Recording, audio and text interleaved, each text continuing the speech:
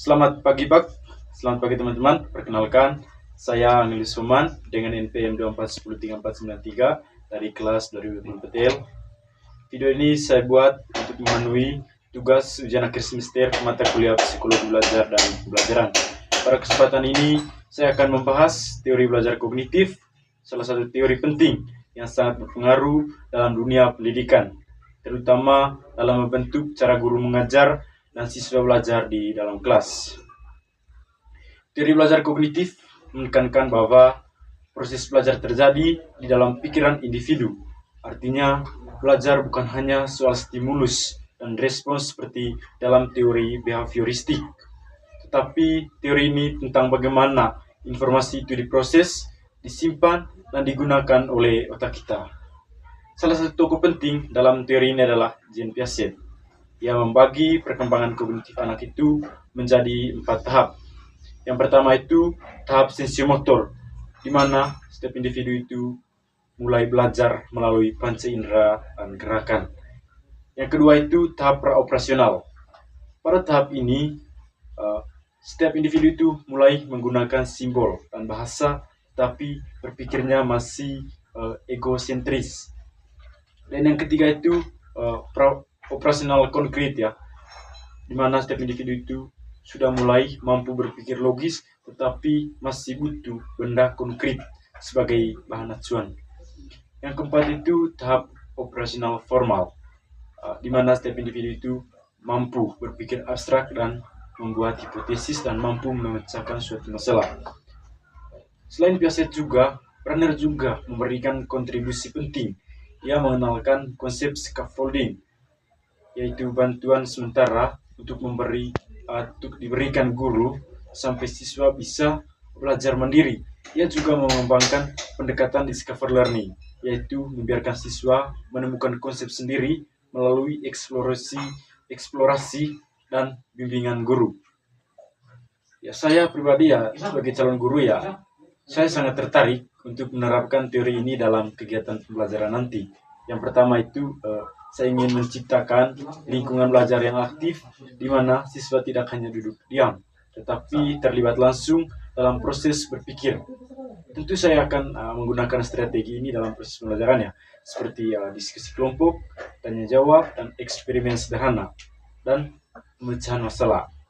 Yang kedua itu, saya akan memberikan scaffolding atau bantuan terhadap sesuatu kebutuhan siswa, misalnya ketika mengenalkan materi baru. Contohnya saya akan memberikan contoh konkret terlebih dahulu. Baru mengajak siswa itu menyimpulkan konsep bersama. Setelah itu, bantuan saya ya dikurangi secara perlahan agar mereka menjadi mandiri.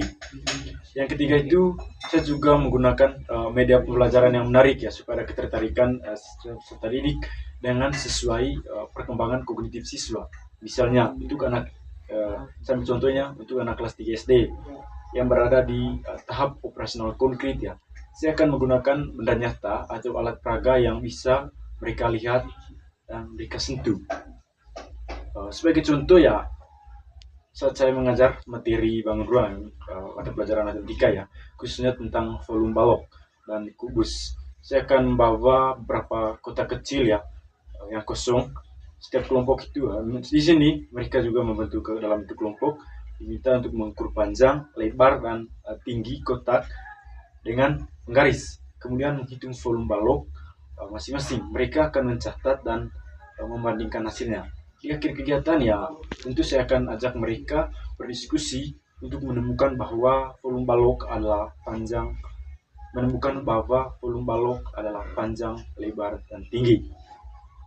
Dengan metode ini ya, tentu siswa tidak hanya menghafal rumus, tetapi memahami konsep volume melalui pengalaman langsung.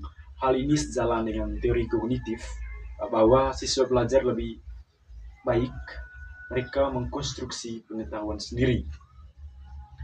Contohnya dalam sebuah kelas ya, tentu terdapat berbagai karakter siswa yang berbeda ya, baik dari segi kognitif, afektif, dan psikomotorik. Untuk menghadapi ini ya, teori belajar kognitif ini sangat membantu dalam merancang pembelajaran yang responsif terhadap perbedaan tersebut. bagaimana siswa bagi siswa yang keunggulan kognitif, saya akan memberikan tantangan berpikir lebih yang sangat tinggi seperti host dan memberikan proyek gitu ya. Untuk siswa dengan dominan afektif, saya melibatkan mereka dalam kegiatan refleksi atau diskusi untuk menghubungkan materi pelajaran dengan pengalaman pribadi mereka. Sedangkan bagi siswa yang mereka mencenderungkan psikomotorik ya, saya akan banyak melibatkan aktivitas tangan, eksperimen dan permainan edukatif ya. Dengan memahami bahwa setiap siswa itu memproses informasi dengan cara yang berbeda-beda, saya bisa menyesuaikan metode agar semua siswa itu mendapatkan kesempatan belajar yang setara ya. Mungkin demikian penjelasan saya mengenai teori belajar kognitif dan bagaimana penerapannya dalam proses pembelajaran di kelas. Teori ini ya sangat penting karena memberikan dasar bagi guru untuk memahami bagaimana siswa itu berpikir dan belajar. Dengan menerapkannya secara tepat, kita bisa menciptakan suasana belajar yang aktif, bermakna, dan menyenangkan. Terima kasih telah menonton video ini. Semoga bermanfaat. Tuhan memberkati.